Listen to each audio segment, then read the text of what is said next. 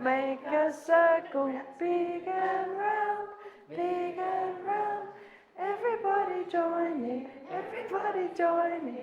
Now standing up, now standing up. All right, let's test Ollie's practice from before. Just check if your partner or your buddies are here. Mine. Mine are here. Great. Sid. Awesome. So is there anybody not here? That's what you can actually ask. Is there anybody not here? So there's people responsible. Nick's not here. Nick. Okay, we can't wait. Run away. Nick has nicked off. We are going to be in here just for a couple of minutes to get into our groups and to run through what we're going to do in the first micro teaching session, and then we'll head out. So that's why we're just standing in a very quick circle. I hope that's okay. So I'm working on my visual intelligence, thanks to Brenna.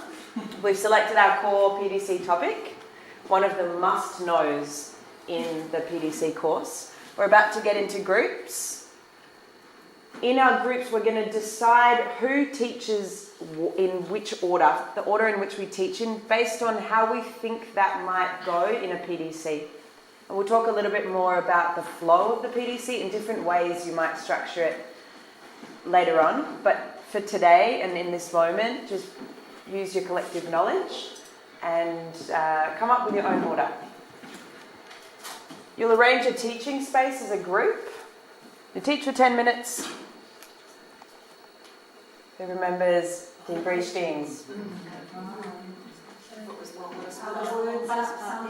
Yeah, so if I was to teach, if I was starting my micro teaching, I would sit down first and I'd say, Ro, do you mind being my timekeeper? What course do you want? I would like a 5 minute. At 5 minutes, if you could just put up your hand, and then at 8 minutes, if you could just wave. Thank you. And Ollie, can you be the debriefer for this session? I'd love to. That's great. Thank you. Do you remember the questions off the top of your head? What did you find hard? Yeah. What did you do well? What would you do next? What did you do differently? Yeah, almost. So, what was the hardest? What was the hardest part? What was the best part? And what would you do differently next time? As I'm answering, what does Ollie do? Yep. Thank you. Yeah, it's a moment for the person who's just taught to have their own reflective practice. And it's not an opportunity for anyone else to validate or deny or confirm or argue any of those points.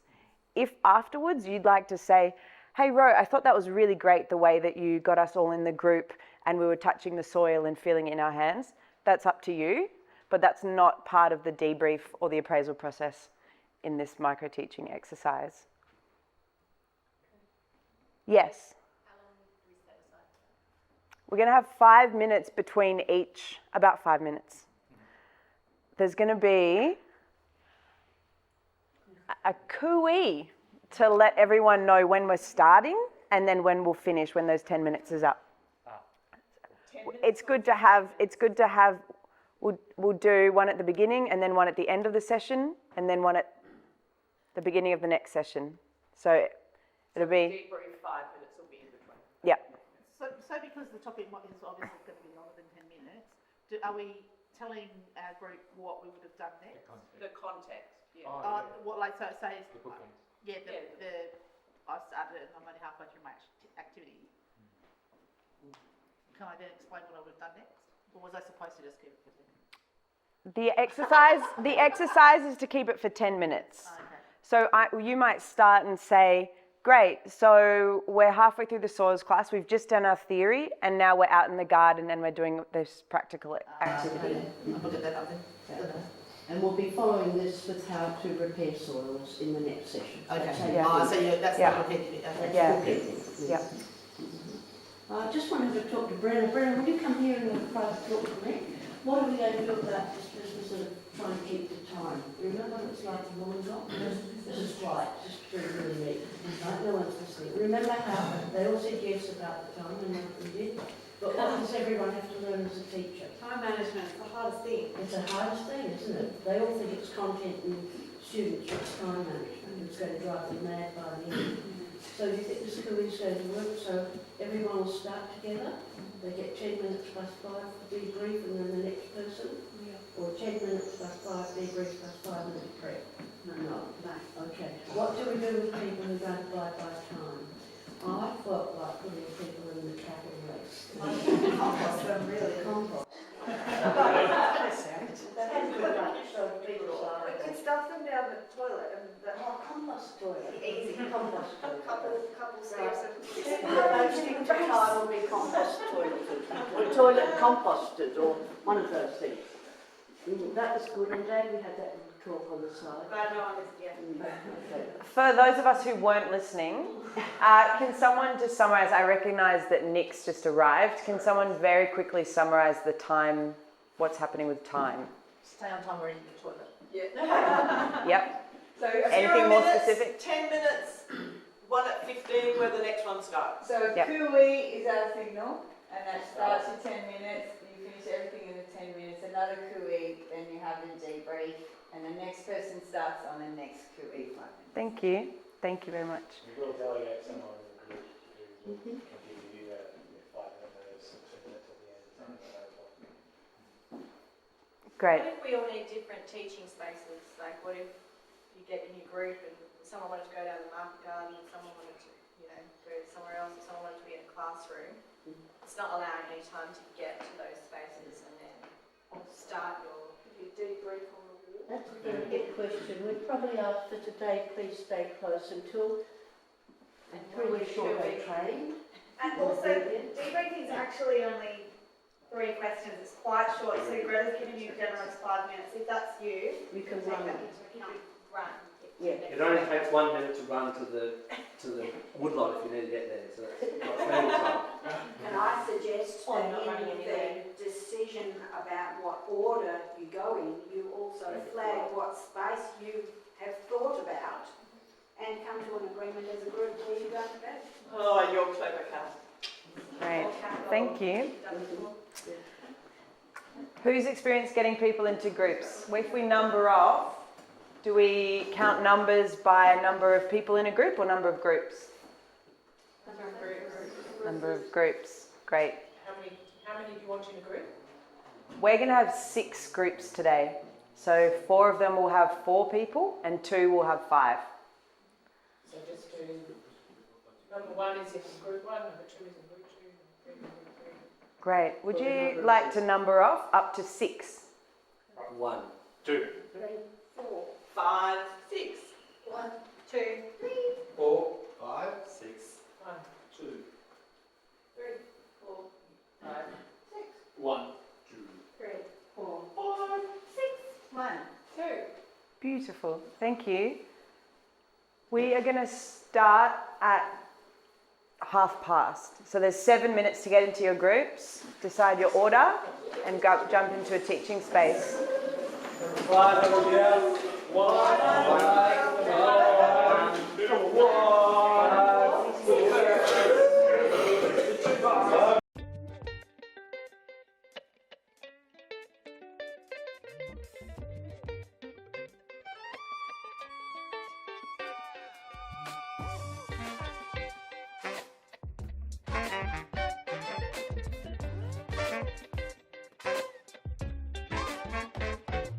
Wanna see myself as a part of the whole. Grow some food for my family food bowl. Stand my ground but keep up control. Know the boundaries but tear down all the walls. Won't give up or give in to apathy. Gonna plant a tree, then plant another 3,000. Now's the time to start feeding my soul. Feeding the soil, believing anything is possible.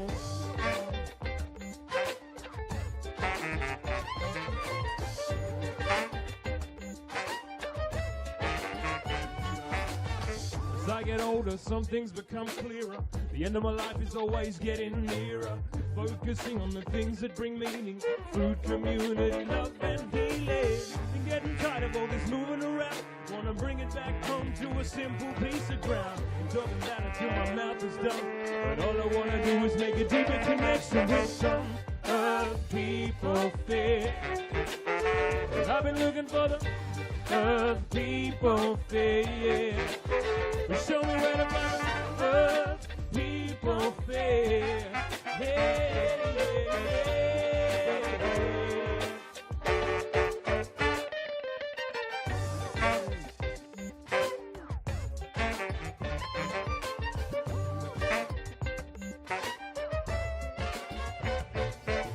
Alien wandering this ancient land, so much of the dream that I still don't understand. Been looking at you, but I'd rather see you and follow the path of that whole dark in you. Someday my body's gonna breathe its last, yeah, I'm aware that this too shall pass, but till then I'll keep singing to the open air, hoping there's time to advance where people fear, of people fear. Well, I've been looking for the of people fear. We show me how to find of people fear. Yeah.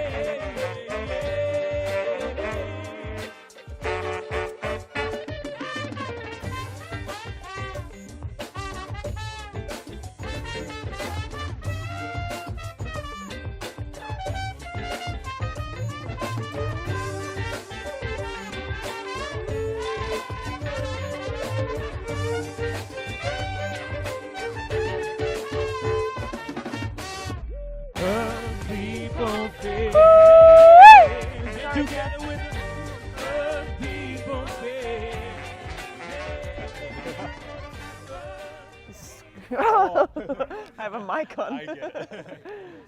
Very sorry. All right. Michelle, Stacey, I know. Quiet night editing and then this horrendous cooey coming right in. Great.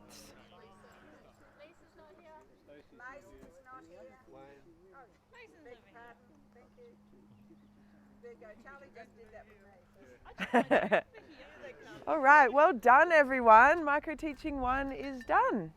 Well done. Give it a little clap.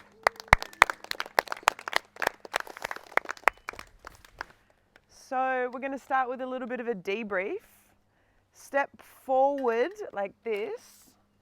If you had too much time in your micro teaching session. Is it too much spare time? Yeah.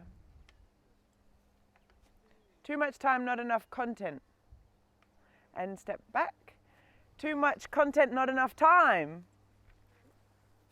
Yep. Great.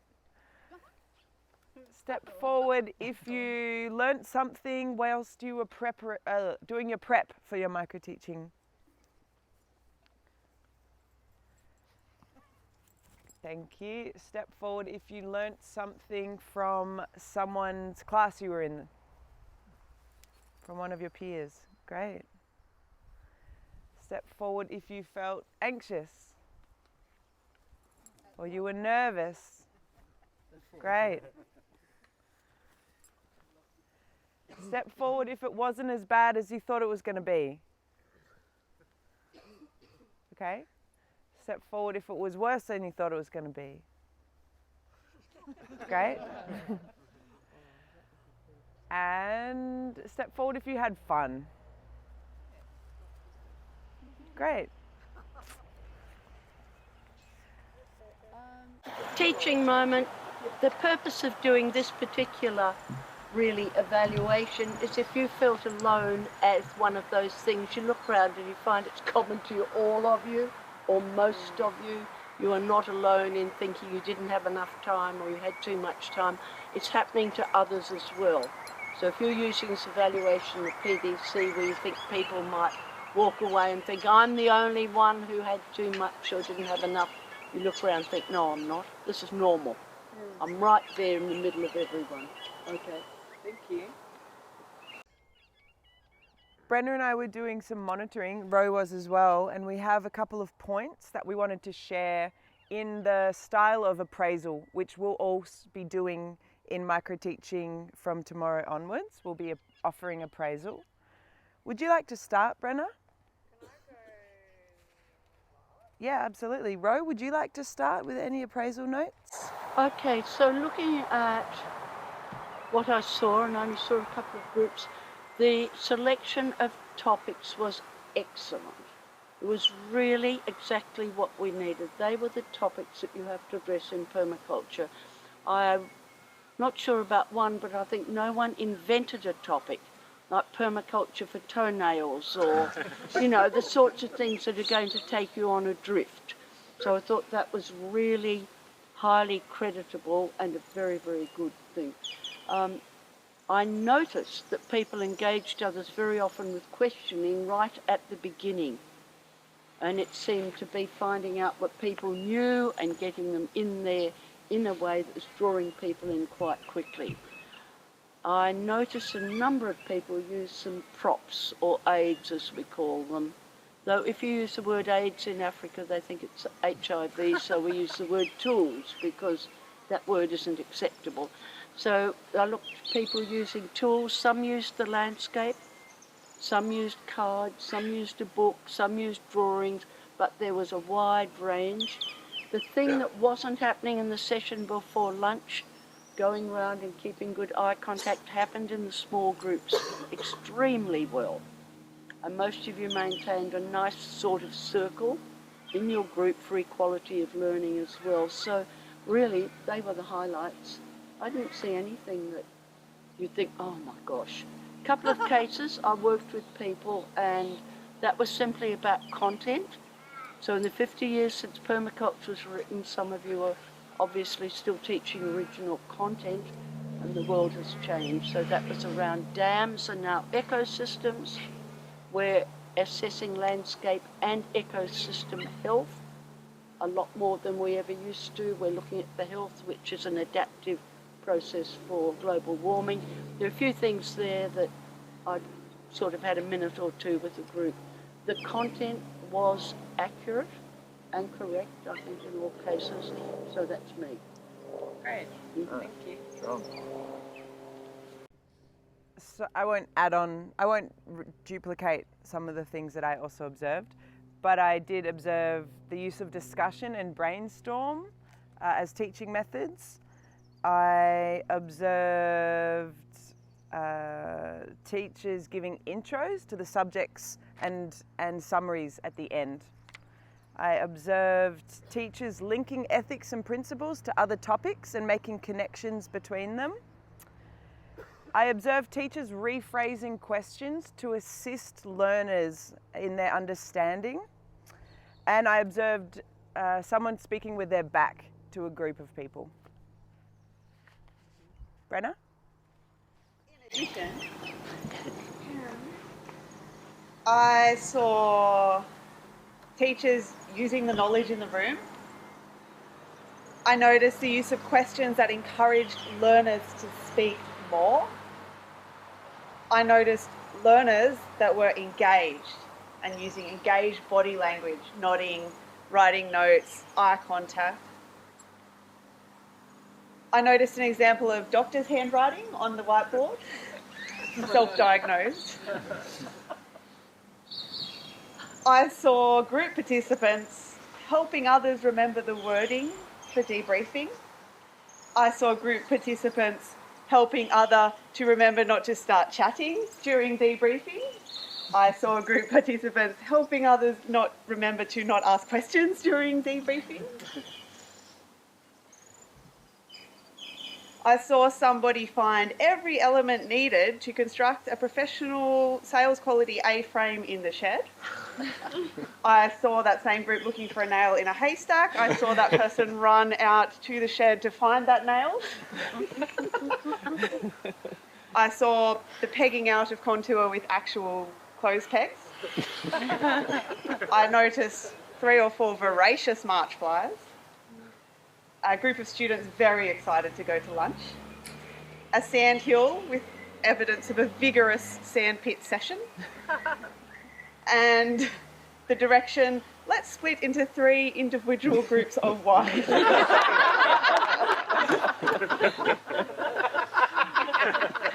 Thank you. Oh, Beautifully done.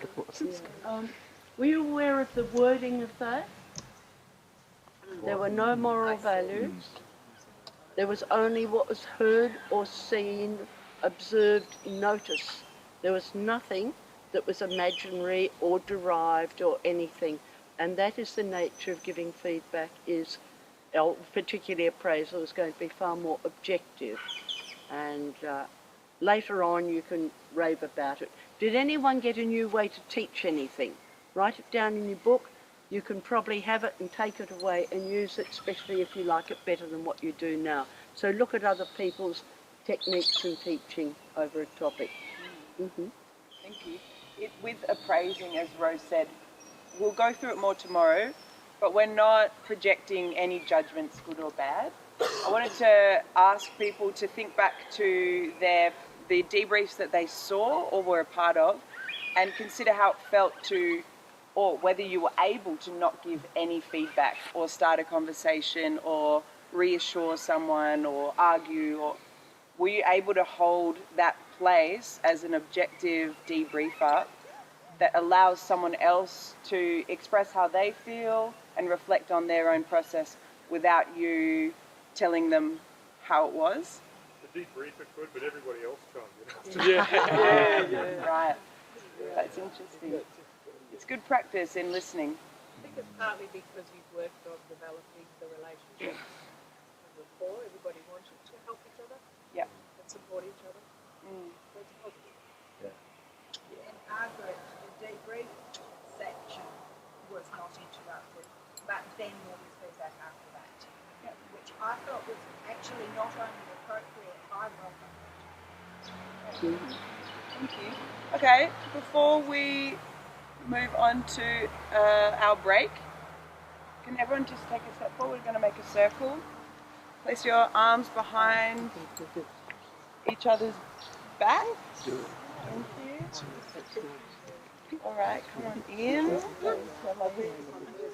And who's going to finish our first micro teaching by welcoming everyone to the Back Padders Club? Done, everyone. Congratulations. Done. And we're ready for micro teaching 2 tomorrow. Maybe at the beginning of the next session, what do you think? So this is an active game, and you use it just to sort of pick up energy in a group when it, you know, might be losing it, or you're going through the long part of the day, which actually is not after lunch. People are energetic after lunch. It's usually about this time. So this is called Blinkety Blink. And I will step out here and I've left a place. See that place? Now one of you will fill it. And the way you fill it is by blinking at someone else across the room and then making for that space. So someone can blink at someone else and move, and I want this space. But who did you blink at? Here, but so you could have gone You're there. in the middle then. Right. So if I get we'll blinked do at. it slowly first. Okay. So you're looking for a space, and when someone moves out. So blinkety blink means... No, we won't do it there. Anyone can go. Anyone. Now we can have multiple blinkety blinks with people going every way. Well, you can say don't go blinking at everyone. Just stay here. Yeah. The audio is going to be great. Just a space. Yeah. Great. No. Stay there. Yeah, that's good. We're just shading. We're winking at each other. Yeah, we're doing it so fast that we're swapping positions and you know we're in a different. These membranes are becoming very cool. This is quite dangerous.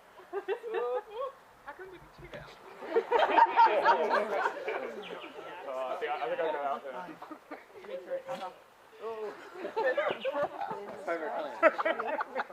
You feel the other job? Yeah, I am. No, we're ready. Not that we don't drink. You mentioned it well, I know what I'm talking about. One time my partner said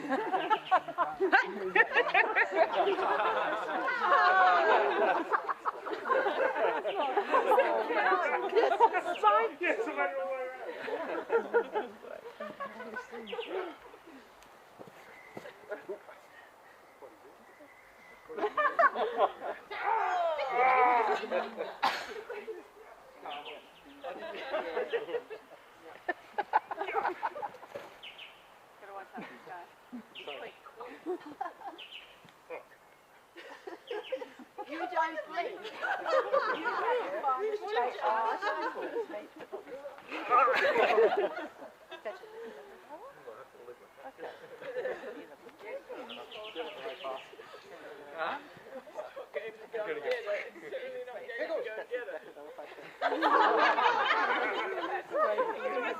Yeah, and that's another one thing about natural food. Anything. So that adds energy at their cost. They really do.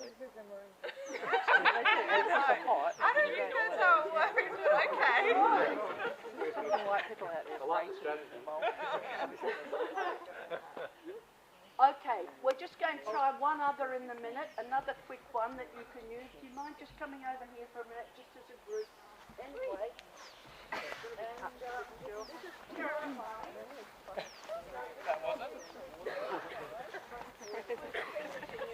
But just a group here any way you like. It's really scary. So we've got our group. So it is scary as all get out. You ready? Right, you're big animals. I'm out. You're little animals. The little animals are going to chase the big animals but not catch them. Go, little animals, chase the big animals.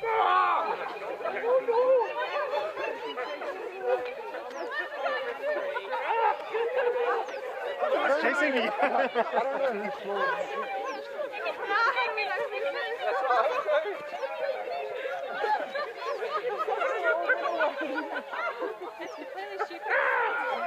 Terrifying small animal.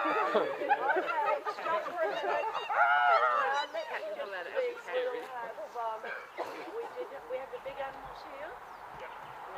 Big animals are going to chase the small animals but not catch them. Quick! Who's a small animal? Can't catch you. Stay still.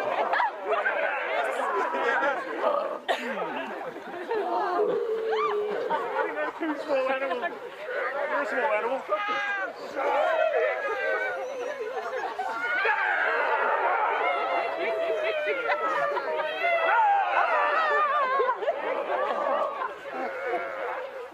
Alright, well you'll have to talk to Jeff if you want that cut on his film. It goes viral, what's bad.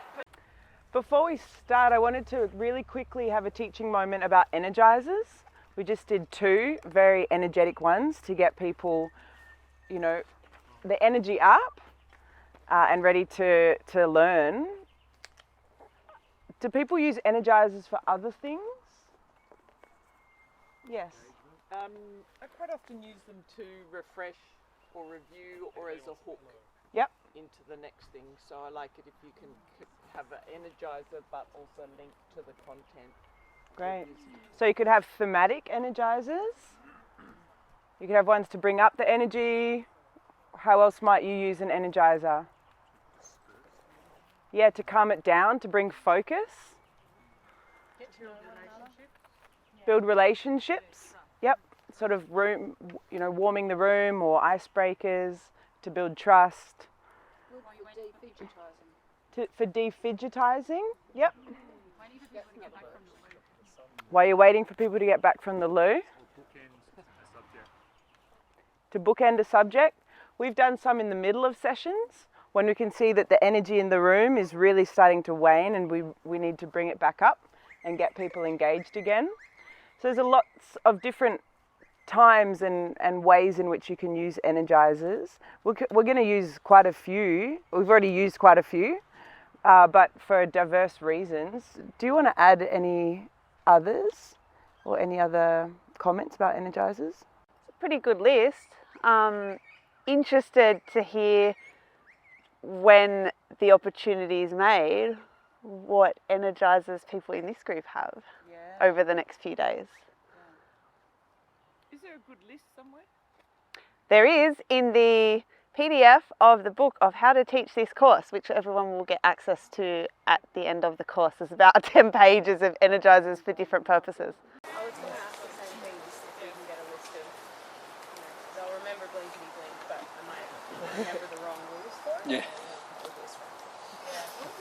You don't want energizer drifts.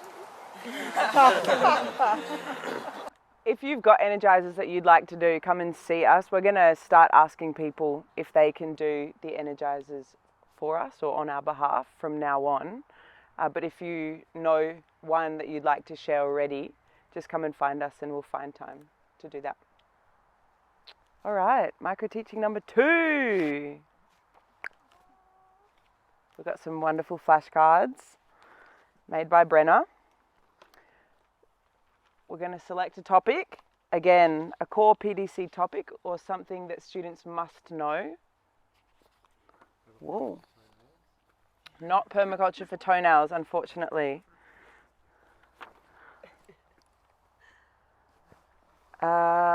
This time we'll be preparing a class that's going to last for 15 minutes. So we'll be in small groups again tomorrow, but this time your class will go for 15 minutes, which as we know from today isn't very long. This morning we talked about learner profiles. So we're going to design our class and teach to a specific learner profile that we've considered. We've considered their needs and the language we might use, these sorts of activities that might engage them.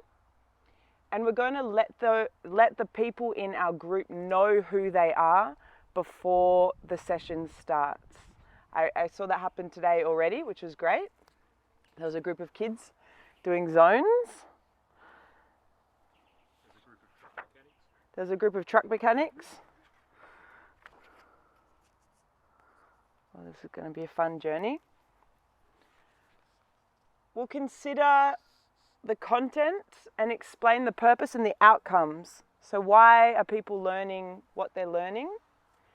What they should expect to learn in that session and the learning outcomes for your class. Or consider how you might measure that learning has happened. What do you want to see them do, say, draw, make, discuss, to let you know as an educator that the learning has taken place?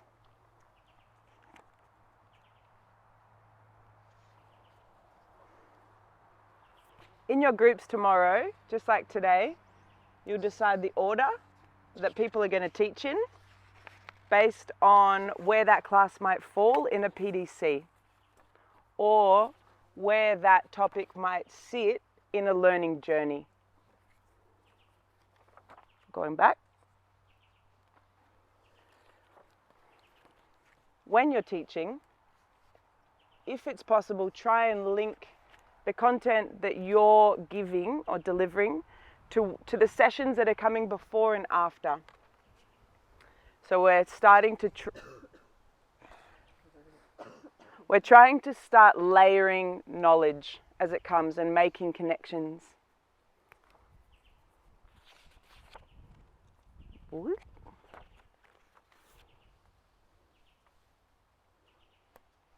Oh no. Better be quick. Just like today, we're going to arrange the teaching space.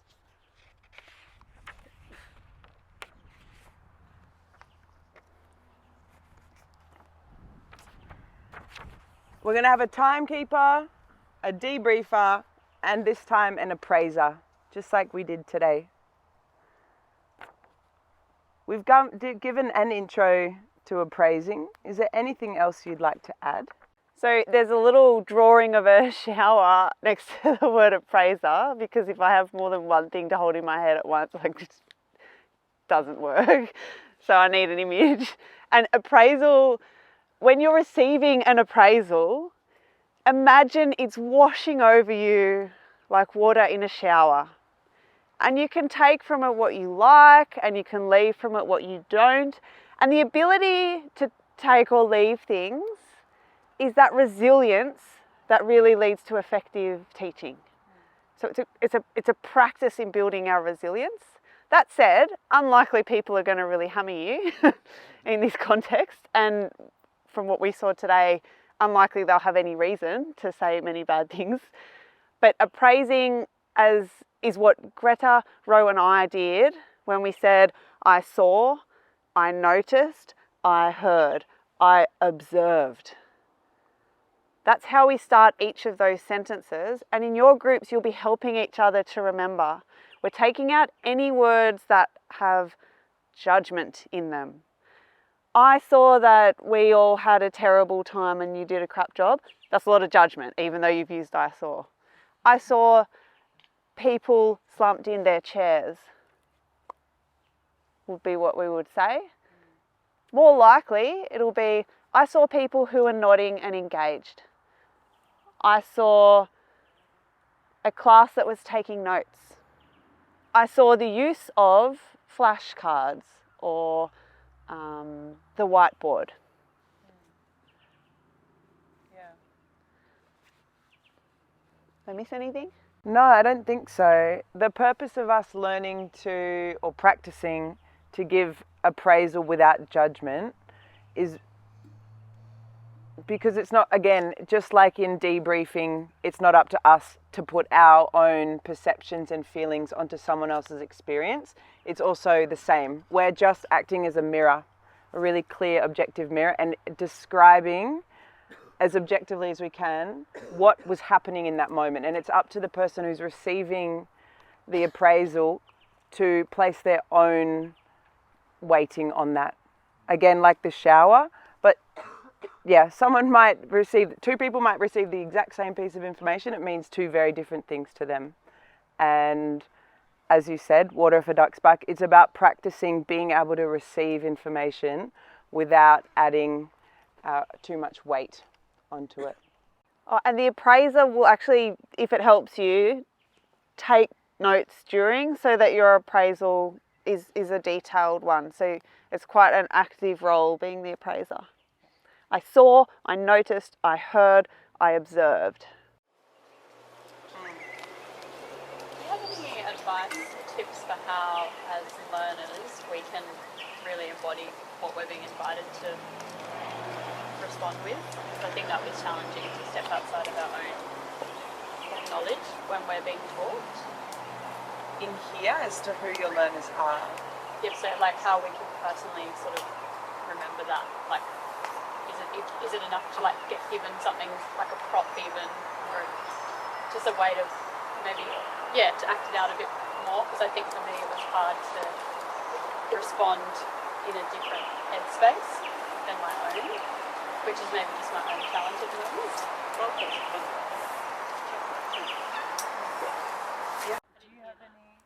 It'll be really helpful once you're told who you are as an audience, because if you're a 5-year-old kid or a bunch of seniors at church, all of a sudden you've got a role to play. Aside from that, I wonder if is it something that other people have felt? We had someone in our session invite us to be beginners, and that was great, but I don't think I... Way to go, just begin. Yeah. Maybe we're just going to practice. Maybe. I was going to suggest possibly if it's quite present for you, you could give yourself a separate name and say, hey, call me Sam for this or something. Try it out.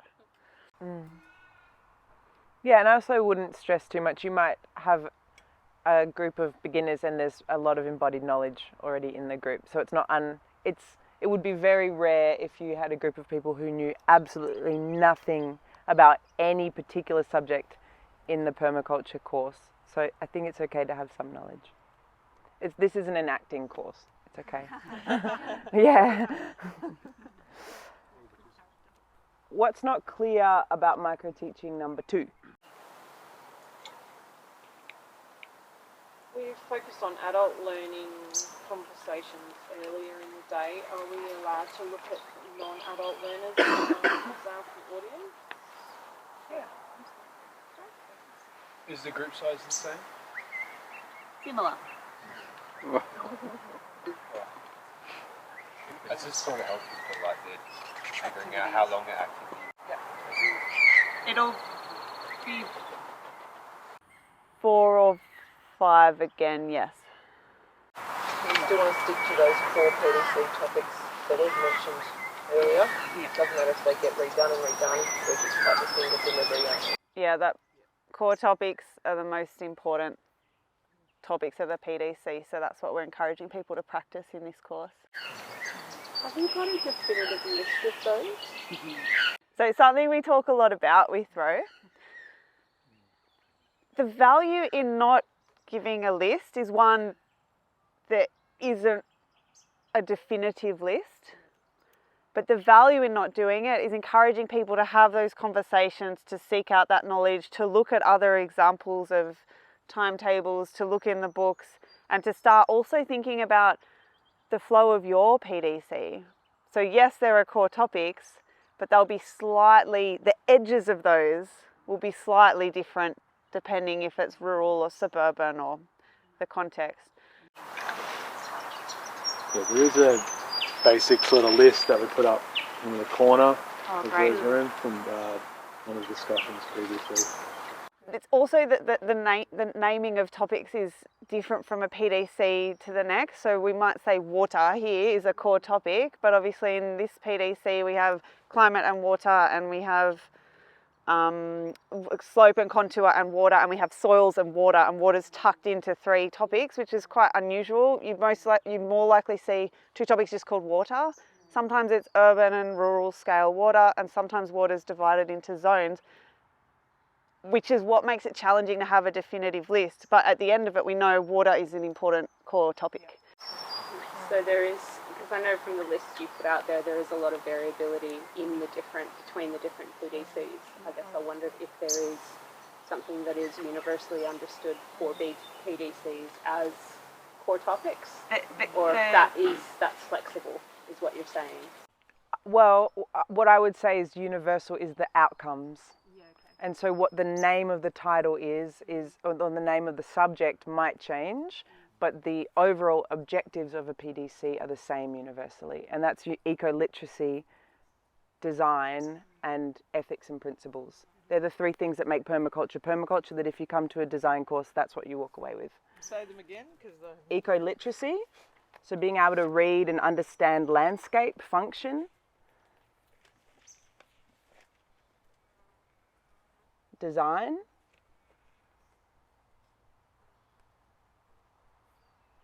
And our ethics and principles.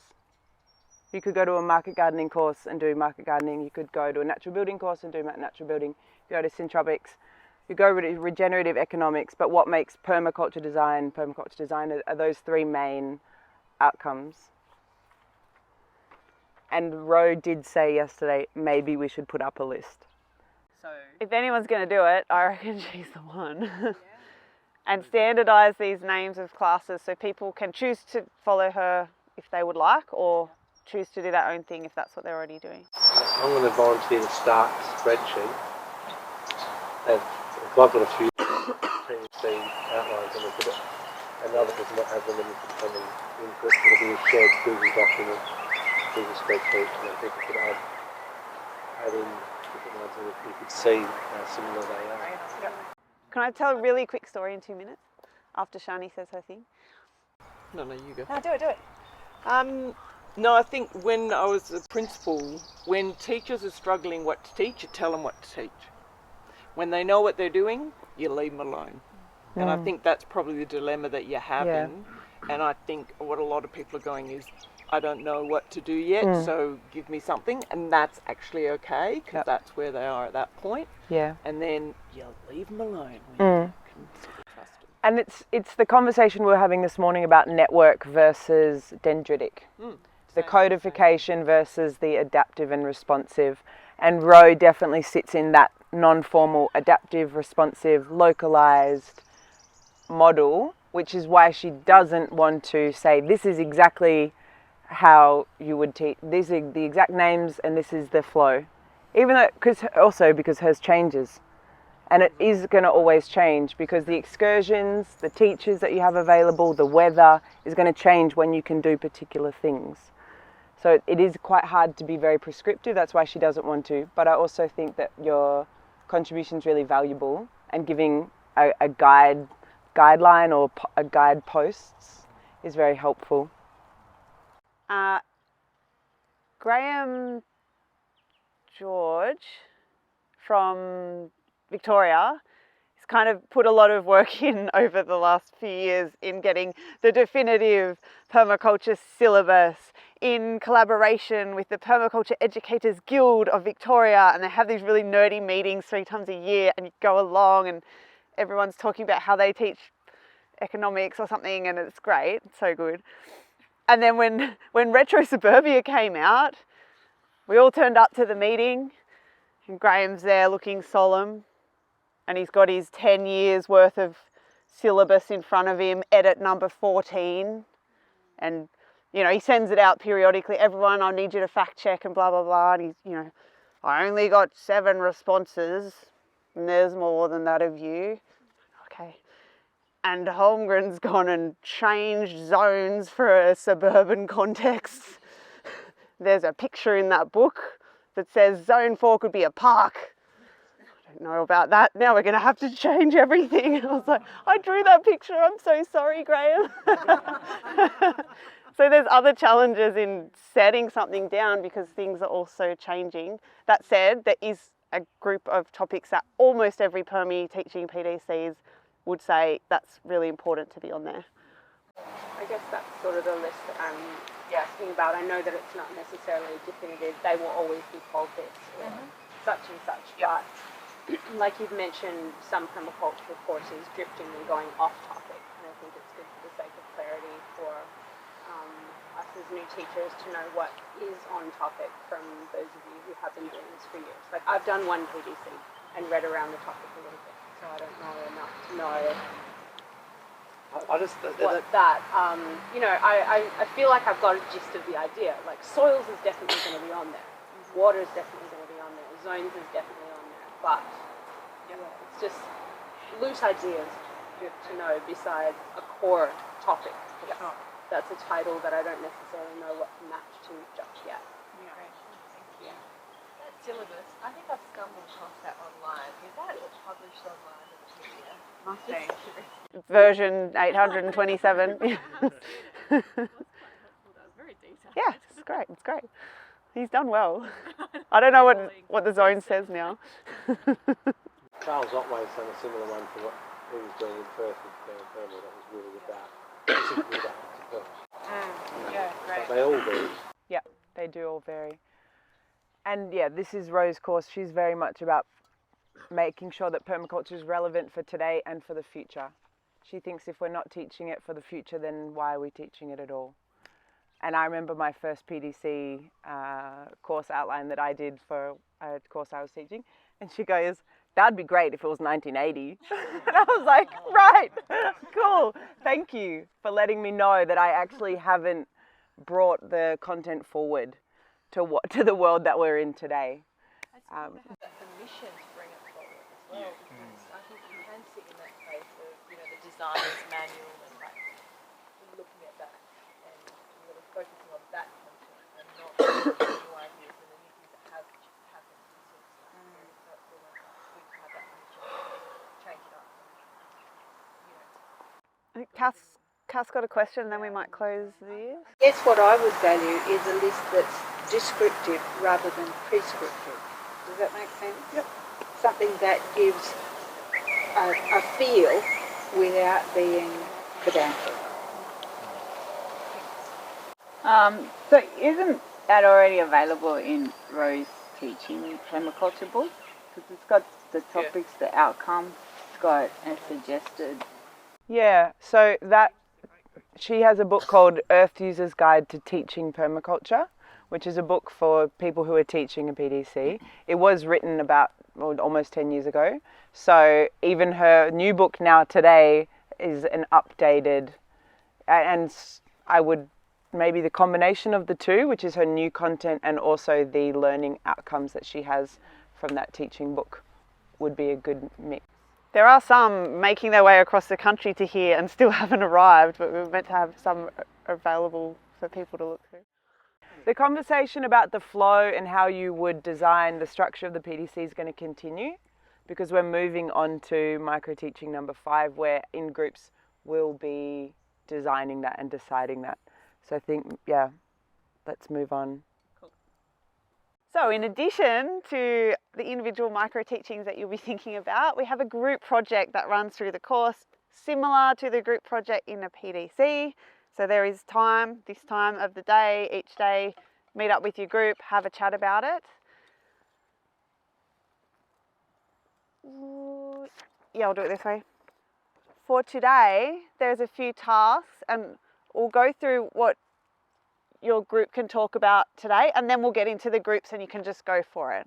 So once you're in your groups, if you're like, I've got things to do, I need to prep for my micro teaching tomorrow, whatever, agree with your group, okay, we'll do 10 minutes on this or 20, or we'll meet up at dinner time and sit and eat dinner together and have a chat. Do what you need to do. Today in your groups, you will think up a group name. You will discuss your past experience in groups. Was it terrible? Are you really great in groups? Were you in the leader role? Did you feel comfortable about that or not? What's your past group experience? Then you'll talk about your learning styles in your group and what you can offer your group. What's your learning style and what's useful that you bring to your group? The final thing, if you get time, is a group agreement or a group code. And that's really the foundation to having a group that functions. Remember, this is our preemptive conflict resolution strategy, conflict avoidance strategy. And you're very welcome to borrow the class code that we made yesterday and adapt it for your group. Doesn't have to be a really lengthy exercise. So I've got those 4 things to focus on today. So what's the purpose of getting these details? It's to build your group, and it's a proactive conflict resolution strategy. So we're setting up a strong foundation in our group, knowing that we'll then be working forward, making decisions about this project. So each day we'll have time in our group, and the project we're working towards. That's what we're all waiting for. Dun, dun, dun. Our group norms might change depending on the project. Tell us. It's really fun and exciting. I'm going to tell you. It's you're creating together a PDC outline, a PDC syllabus or curriculum. So some of you may be less passionate than others about teaching a PDC. That's okay. We're doing this as a group. So in future days, you'll be thinking about who is this for? What are the core topics? What's the context around this? Today you don't need to really think about that, but the syllabus exercise is to get us really thinking about PDCs in this day and age, what's going to be really useful as far as using our skills as educators, as facilitators, as teachers to make real change in this world, because that's why we're all here, right? That's why PDCs are so great, yeah? And this is the power that we all have coming out of this course. That's what you'll be working towards.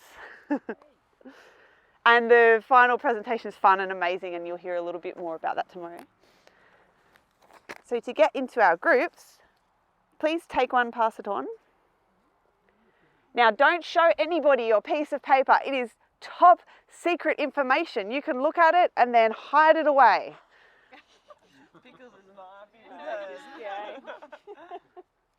You will take this to the grave. I'll have lost it by then. Eat it if you like.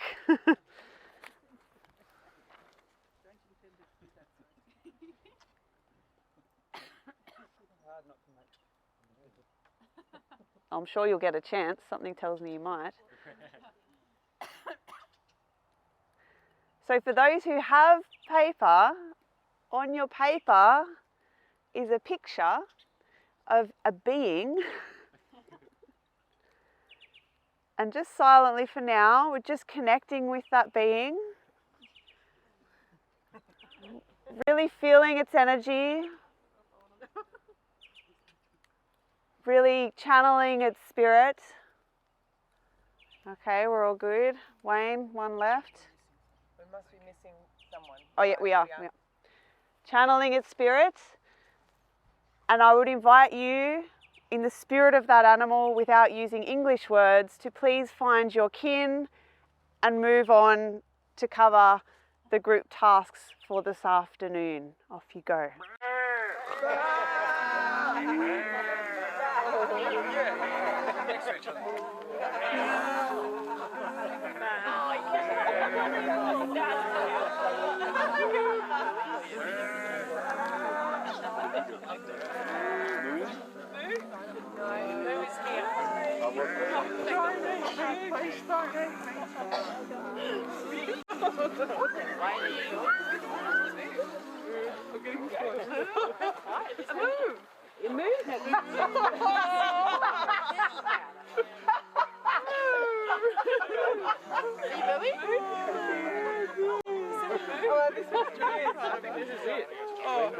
Where shall we wander off to?